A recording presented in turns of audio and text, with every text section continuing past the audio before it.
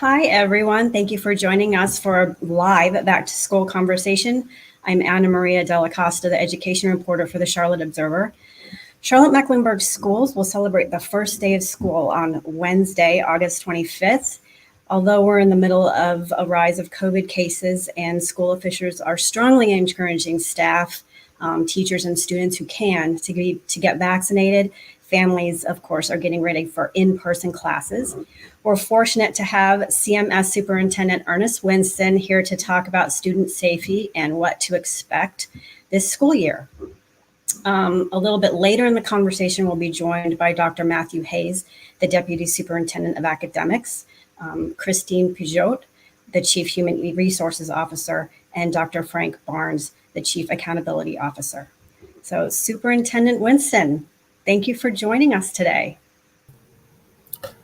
Well, good morning. Good morning. How are you today?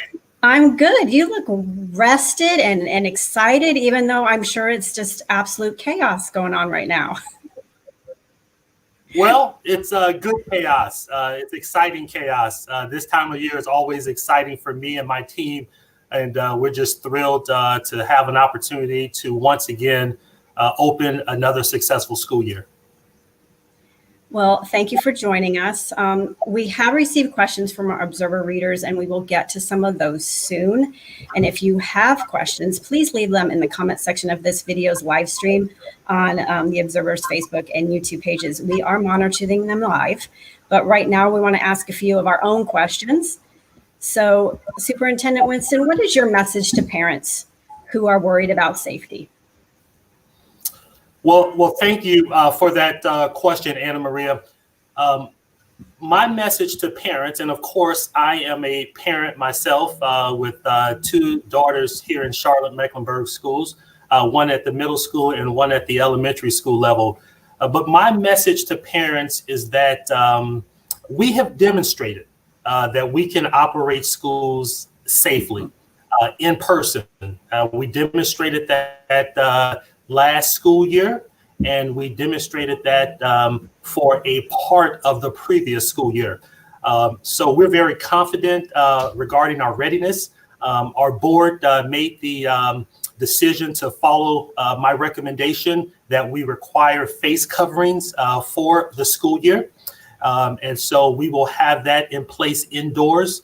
And that's a decision that is nearly universally supported by public health officials across the country. So we have all of the necessary supplies and PPE in place. Our schools have their allotments, and they're aware of the procedures and the protocols that are in place to make this a safe and successful school year. We also we have enhanced safety cleaning procedures that are in place and that were in place last year. So as you can see, regarding readiness, we're prepared and we're excited for August 25th. Great. So according to the metrics dashboard, we're already in the red as far as COVID cases. If cases continue to rise, will you recommend reduced class size, a return to remote learning, or some sort of combination? Is the district, leaders, are you guys talking about a backup plan on what to do if those cases continue to rise?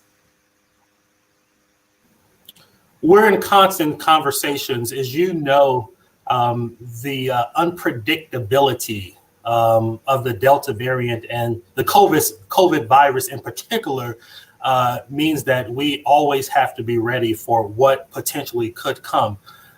So I will tell you that having experienced this over the past year and a half, we are ready for what could potentially lie ahead. Part of your question went directly to would we revert back to remote learning, remote instruction. And as you are probably aware, that is not currently an option, and state law does not prohibit us to, or it does not allow us, I should say, to move into remote learning. So things would have to change at the state level for that to be an option. But we are constantly having conversations. We have a district response team, which is a cross-functional team that discusses and makes recommendation to our senior leadership team around matters related to COVID. That team meets on a regular basis with our local health officials around, COVID-related matters. And so we feel very prepared. And should we need to pivot or move in a different direction, then certainly we feel prepared to do so. Thank you. And thank you for mentioning the remote learning. There are a lot of questions surrounding that. And I don't think people quite understand that. No, you can't switch back and forth from in-person to remote. Go ahead. No, I was going to acknowledge what you just said, Anna Maria, that unlike last year, that is not an option. But one of the things that we did do for this school year, which begins August the 25th, for all of our families who are listening, and I know we have to repeat that multiple times, August 25th, the regular academic year for students begins. But yes, to your earlier point, we do not have a remote option, but what we do have in place that I'm excited about is we have added an elementary option as well as a middle school option. That elementary option covers grades 3 through 5, and of course, middle school 6 through 8. So we do have a virtual option for those grade levels. And you know that we previously offered and will again this year have a high school virtual option for our freshmen through seniors. Thank you. Are there any other programs, anything new that CMS is implementing this year that you would like to tell parents about? Absolutely. I am excited to share with our families that we have 3 brand new schools that will be opening this year. And we have 1 replacement school that will be opening this year. We also have 2 schools that have different names than they had when we finished the previous school year. And so, one of the things that I do want to share from a programmatic standpoint is that we will continue to focus on our curriculum implementation. As you know, and I know your audience knows as well, that for the past couple of years, that curriculum implementation has been interrupted. And we certainly look forward to refocusing on that effort. We also know that the past couple of years has taken a toll on many of our students' social and emotional health. And our staff has been instructed to be mindful, so that we can offer the proper supports to help our students regarding their well-being, so that they can continue to learn and develop. And so I'm excited about that. I'm going to go ahead and ask a couple of questions from our readers, or our readers and our viewers. Jen Bourne asks, would you consider hosting a vaccine clinics or having on-site testing at schools? And I know there is a vaccine clinic coming up, I believe, August 17th. You are correct. Anna Maria. So you get a gold star for that. You are correct. August 17th from 10 a.m. to 2 p.m. At our education center, we will be offering a vaccine event. That event is for all staff members and our students who are eligible to receive the vaccine. Walk-ins are welcomed. You can also make an appointment to come in and get a vaccine. And the reason that is important is because we know the effectiveness of the vaccine. I received my vaccine several months ago, and we want to encourage all of our staff members and our students who are eligible to make sure that you get the vaccine. That is extremely important because we know that in order to not only start the school year in person on August the 25th, but to remain in person for our teachers and our students, we're going to have to take measures such as getting vaccinated, continuing to wear our face coverings. I'm in my office now, and so I don't have my face covering on, but that is permissible for those of you who are wondering about that. Yes, so we do have a number of opportunities at the school level as well. As part of individual schools' upcoming open houses, they will be offering vaccine events as well to help encourage individuals to become vaccinated. Thank you. And what about the second part of our question was like on-site testing? Any talk about that? Yes, thank you for that question, Anna Maria. We are moving forward with a program that we expect to launch after the start of the school year that will provide testing, random testing for students and staff members. So we're excited about that. That is a proactive measure that we're taking to ensure that we can keep all of our students and our staff members safe this school year. Thank you very much. Is there anything else that you would like to add or anything that you'd like our readers to know and viewers? Well, I will, what I'll say is that in terms of, because, being a parent, I know that parents are always concerned about what will that first day of school look like. And I will tell you that it will certainly look different than the first day of school from a year ago. We do expect some typical hiccups that we encounter every year with some of our transportation, routes and buses. And we ask our fellow neighbors, members of our community to have some patience, to give us a little bit of grace during that first couple of weeks of school as we work out the kinks. Also, that means that yellow buses will be back on the road. So please adhere to all of the safety protocols when you see one of our yellow buses back on the road, because we want our students and our drivers to make sure that we get them home safely.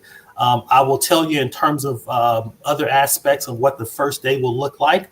We will have as much social distance as possible in our hallways and in our classrooms. And of course, as we've already mentioned, our staff and our students and any visitors to our schools will have face coverings on. And that's with the exception of our students who are enrolled in our virtual schools. I think most of all, in terms of what our first day will look like, we will have our dedicated teachers back in our classroom, and I know they're excited. They return next week. Our support staff, our administrators, our principals, everyone is excited for the first day. And we're just really excited about getting back to the important work of helping our students master the curriculum and the subject matters as we continue to prepare them for success. Thank you very much. And thank you for that message about the buses are going to be back on the road. So that means children are going to be on corners waiting for buses. So drivers should slow down as well. Superintendent Winston, thank you so much for joining us today and sharing what you know. Now we're going to be joined by Dr. Matthew Hayes, the Deputy Superintendent of Academics, Christine PEJOT, the Chief Human Resources Officer, and Dr. Frank Barnes, Chief Accountability Officer. Welcome. Thank you for joining us today. Thank you for having us. Great to be here. Good morning. So we'll just dive right into the questions. So last week, Novant health officials said there's been a dramatic uptick in COVID cases in children. As I mentioned before to Superintendent Winston, that we're in the red for all cases. What safety measures besides masks does CMS have in place to protect children and staff as they return to school? We can start with Dr. Hayes. Thank you very much. I will take it from the school level perspective at this point in time. So we've had all of the PPE has been sent out to our schools. They are ready to have anything that's needed, from hand sanitizer to extra mask on hands, ready to hand out to our students if they accidentally forget one as they come into our building. As Superintendent Winston has mentioned, and you've seen in the media as well, we do expect we have a mandatory mask wearing for anyone that comes into our buildings, students and staff. So we're going to make sure that's done. Our learning community superintendents have gone out. They're meeting with all of our principals over the last 2 weeks. They'll continue to do that moving into this upcoming week to make sure that all spaces are ready to receive students in a safe and orderly fashion, also while observing as much social distancing as possible as we receive students back into our buildings. Thank you. Does anyone else want to add anything? Absolutely. You know, as the superintendent mentioned earlier, we have a district response team specifically designed around making sure that we monitor very closely what's happening at the local, regional, and state levels in terms of guidance, so that as needed, we can quickly pivot and adjust safety protocols accordingly. One of the things that was mentioned earlier on were some enhanced protocols around testing, specifically pooled testing, and also antigen rapid testing that can be available at our schools. We are working to implement a plan so that we can do this both for students and staff to, again, take some proactive measures above and beyond to ensure that we have the safest environment possible for students, and making sure that we can isolate quickly any positive cases in this enhanced way. Thank you. And what's lunch going to look like? I've had some parents ask as far as safety protocols, or will they be eating in the cafeteria, in classrooms? What is that procedure going to look like? So I'll lead off with that. That was one of the questions that came up in our board meeting the other night. Tara Lynn Sullivan, one of our learning community superintendents, was able to address that. You know, that is something that's being worked on through the learning community superintendent, specifically with our principals, to make sure, you know, as far as social distancing, safety measures are in place. All of our school buildings are not cookie cutter buildings. They're not all the exact same. Movement around those buildings is specific to the building itself. So they are working with the principals and also staff to make sure that they have safety leading the way, to make sure that we're able to move students through the cafeteria into the lunch lines, opportunities to eat, and then return back into the classrooms in a safe manner. And I'd like to add that we want to make sure that parents and our community understand that we've also taken increased measures to keep students safe. For example, when students do go through the lunch line, in addition to trying to maintain social distancing to the extent possible, we've taken the necessary steps to ensure that kids don't have to use any type of touch screen. So it's going to be a touchless system for students to receive their lunches as they go through the queue. Thank you. Dr. Barnes, I'll throw this question at you. Why is there not being virtual learning considered for K through 2? Well, what we recognized is last year, we began to expand our offerings of virtual learning. As Superintendent Winston mentioned, we pre-pandemic offered high school virtual opportunities, which students avail themselves of and families continue to leverage.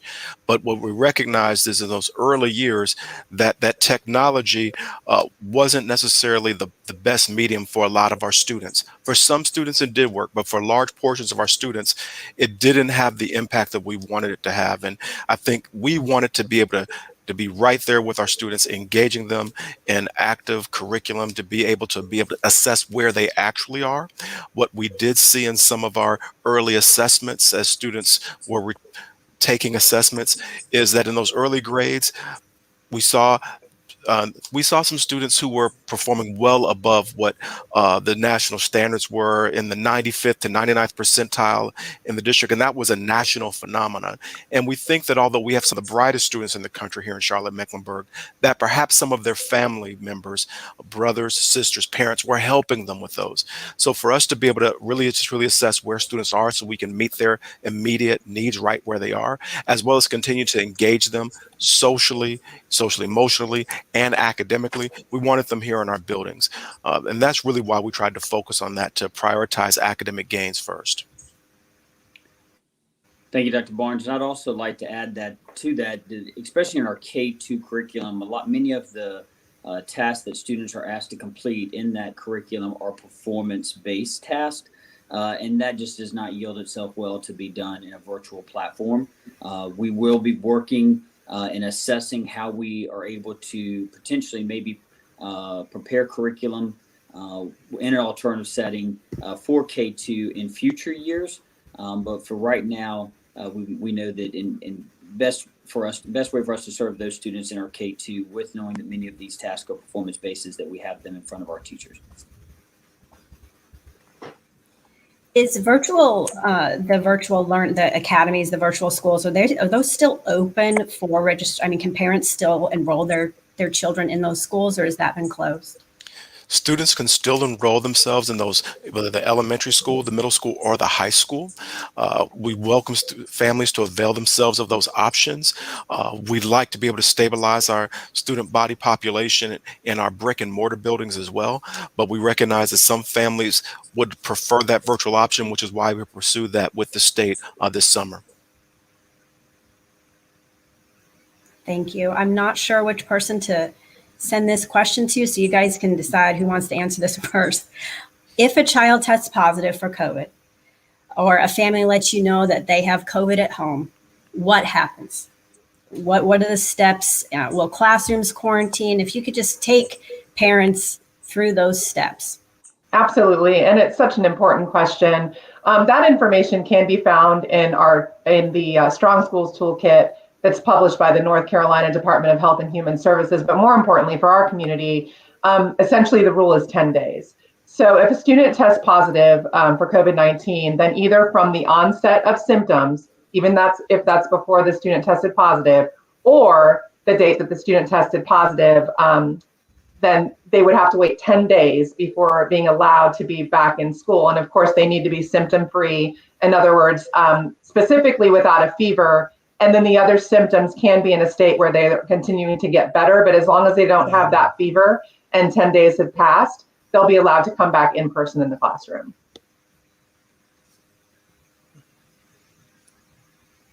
Anyone else want to add something?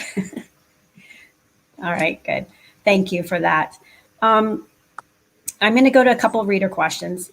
April Dodge asks, will teachers spend time at the beginning of the school year addressing the loss of learning that happened this past year and trying to catch students up, or will they dive into new curriculum right away?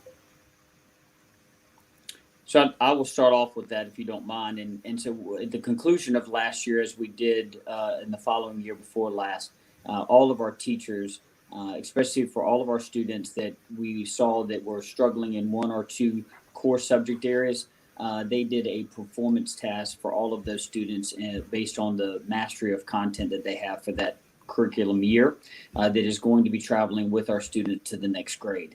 I'll let Dr. Barnes speak to some of the various information or assessments that are done at the beginning of the year to help us do a diagnostic of knowing where our students are. But there's a lot of information that has been collected by our teachers. Great work. Thank you for all the things that they've been able to do. Thank you to all of our principals for leading and guiding the work that needs to be done with that. And they have the information from the end of last year that will be applied and utilized at the beginning of this year to help them assess quickly where students are. Our goal for us is that we are not backing up and reteaching curriculum from last year, but that we are staying with the curriculum that the student is currently in. And then what we are doing is scaffolding in resources and strategies that allow those students to then gain those key components of learning that they may have missed over the period that we've been in COVID. Dr. Barnes, would you like to speak to any of the pieces that will be done as far as assessment based. Sure, Dr. Hayes, thank you. And I'd like to add one thing prior to talking about assessments is what we've found through this pandemic period and research that's been conducted is what can be particularly helpful for students who are below grade level, students who have unfinished learning, is some just-in-time supports to fill in specific gaps that students need as they're going from standard to standard in our curriculum.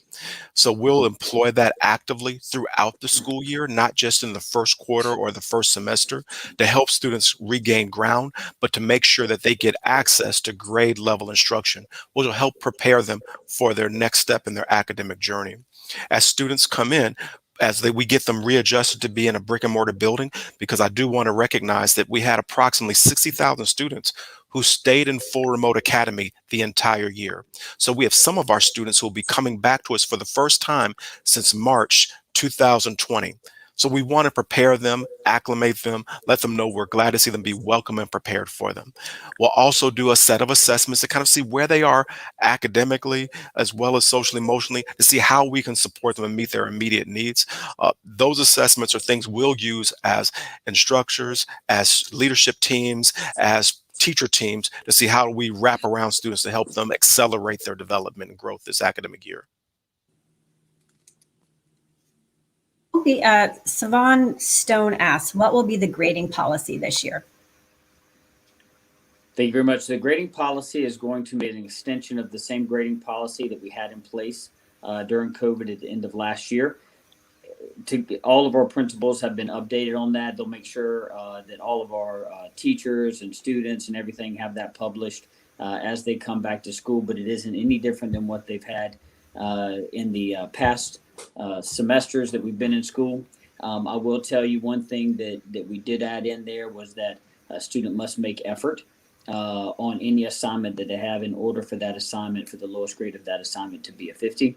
That was one of the changes that was made, but outside of that, everything else that we put in place during COVID at the second semester of last year is a continuation moving into this year as well.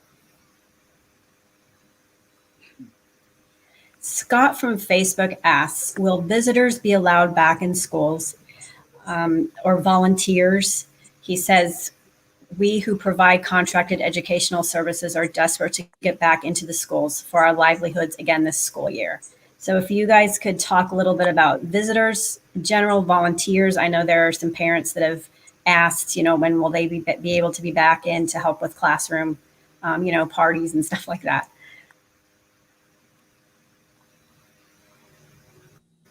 Yes, we have opened that back up to our very important volunteers in particular, and visitors, and all individuals. Really, essentially, age 2 and up are going to have to comply with our COVID-19 protocols, specifically that universal face masking when they're indoors at CMS. So that will still help promote the safety of all students and staff, yet still accommodating and welcoming back in our volunteers who are so very important.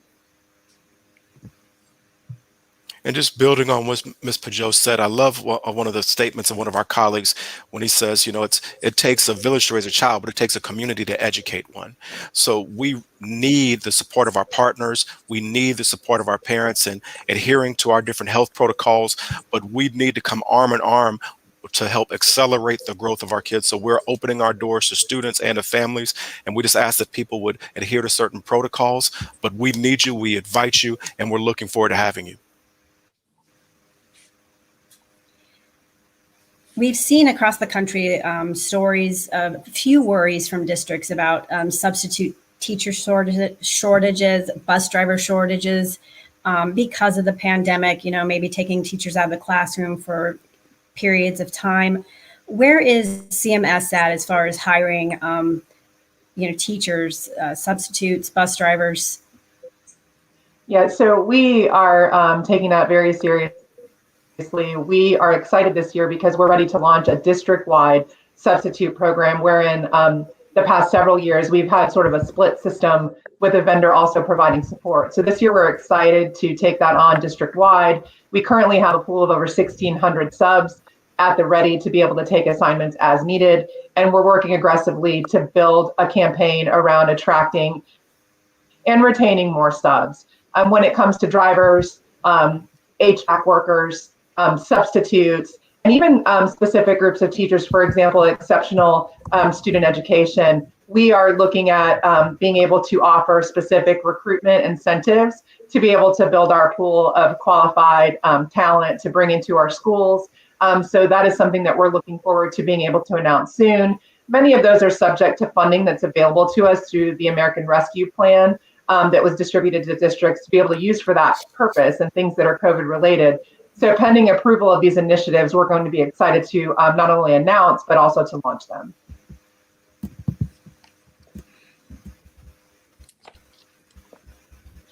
Thank you. So this is a question for all of you. Nothing really prepares teachers or administrators for a pandemic disruption. How have you personally dealt with the workload and difficulties this past year? We can start with Dr. Hayes. Give me the hard question. I think, we mentioned at the end of the meeting the other night, and it's patience and grace. I think that has carried us through the last 17 months of this work. It's been tough. It's been tough on the teachers. It's been tough on our building leaders who have had to carry a tremendous load in various modalities of teaching and learning themselves. So we want to call that out, right? We want to make sure that everybody understands all the work that's been done by the professionals throughout our district in academics and also on the operations side of the house just to make this work. I mean, the last 17 months has been a tremendous amount of care for our students and dedication to the work that needs to be done for those students. I would say moving into this year, I've got two myself. I've got a high schooler and a middle schooler. At this point in time, I think they may be ready to get out from underneath dad and get back into the buildings even more regularly than they were last year. And we're excited about that, right? Both of them have been vaccinated, as my wife and I both have. I feel comfortable with them going back and being a part of this with their colleagues and the students within their buildings, and excited for them to do that. So, for us, it's grace and patience, and I think that's what we're going to have to all exhibit this year as we bring more and more students back. We are not out of a pandemic by no means. We are getting further away from it, but we still are in its grasp, and we have to make sure that we're providing the utmost safety, and that as a community, we're getting, for anyone that's that's 12 or older, that we're getting those vaccinations. So we'll be able to continue to have all of the opportunities in athletics and extracurricular and so forth open to all of our students and their families and so forth on our campuses.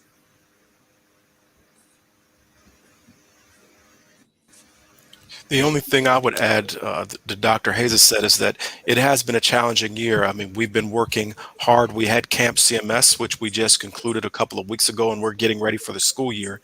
And it has been a 16 to 18 month effort to just continue to re-stand up school. I think the biggest things, other than what each of us have already grappled with privately, in your families, with your own health, with your own boundaries, is to recognize I needed to make private concessions to be able to engage more fully publicly.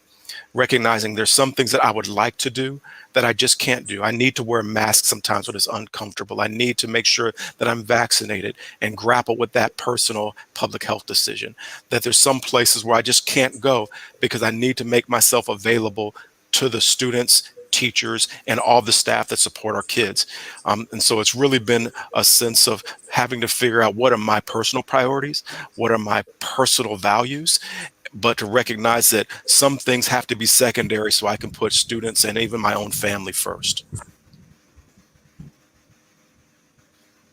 So my colleagues certainly have hit on many of the key points, but I'd like to share that there has definitely been an increased or renewed energy and new buzz about bringing in our students. I mean, really for many months now, at a level that we haven't been able to see. And we are very excited about that. It's certainly an all hands on deck effort, many long days, many long nights of planning. And that does come at somewhat of a cost to our staff, who I also want to take this opportunity to thank, because it's not only the front lines in front of scenes, but it's also the behind the scenes work that goes into being able to make all of these things happen. So incredible effort. And then that ability to be agile and to adapt quickly. Something that we can't underscore enough is that things are very fluid with COVID, and superintendent mentioned that with this Delta variant that we're closely monitoring, things can change. Guidance can change very quickly. So the ability to monitor that, take that in, interpret it, and then turn that around with protocols that keep our students and staff safe is an incredible challenge, but we are fully committed to that, and we will continue to do that and keep our public informed. I know as a parent, I am ready for back to school to happen. Sorry, Jax, I love you, but I am ready. I'm ready for him to return to the classroom. One last question. I'm going to ask all three of you the same question I asked Superintendent Winston. What's your message for parents, the community, as the first day of school happens on August 25th? Any last advice or words of wisdom? What would you like to tell them? Dr. Barnes, we'll start with you. Oh, thank you. I think that the first thing is to help assuage any concerns that your children might have. Be safe and be vigilant. But I think we need to really help them reinvigorate a love of learning. That we don't want to get so focused on the end game, which is important, that we lose why they're there. If students are safe, physically safe, psychologically safe, excited to learn, we'll make up the ground faster than if we portray any stress that we might have. So I'm excited to see students. Students were great to see on video screens, but when you saw them in buildings, even with their masks on, socially distant, I mean, as Ms. PEJOT said, the energy was different. The teacher's energy was different. And I'm excited to see our students just learning, engaging, laughing with each other.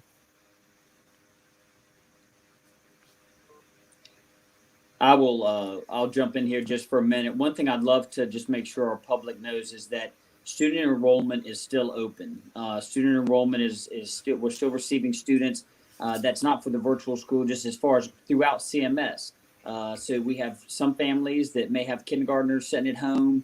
Come on in. It's much easier right now. It's critical more this year than it ever has been that anybody that needs to get enrolled in CMS is doing that at this point in time. The reason for that is because there's a lot of things that have to be put into place, students being placed in the right classrooms, making sure we're minimizing any areas in the buildings that would have longer lines or more wait time. That is, we're able to minimize those things by making sure that we have all of our students in our schools enrolled and placed with a teacher before day one. So to all of our families out there, if you're not enrolled, if you're new to Charlotte, you may not have a kindergarten, or you may be new coming into middle school or high school. Go over, get enrolled in your school.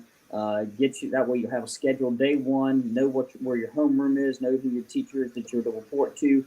Take care of that as soon as possible. That helps us out tremendously in being able to meet the needs, not only for those students, but also for the safety and well-being of everyone else that's in the building. So please go do that for us. It would be greatly appreciated. I just want to share that we have thousands of talented and high quality individuals who are at the ready to greet your students when they come for the first day of school. Thank you to that team. And that's it. Thank you guys so much for joining us today. I know some parents who are watching have learned a lot. Thank you so much again. Thank you for watching. I've enjoyed all of it. I'm Anna Maria Della Costa, the education reporter at The Observer. You can support our work covering education and support community conversations like this by subscribing to the Charlotte Observer. Thank you again. Have a great rest of your day and stay safe.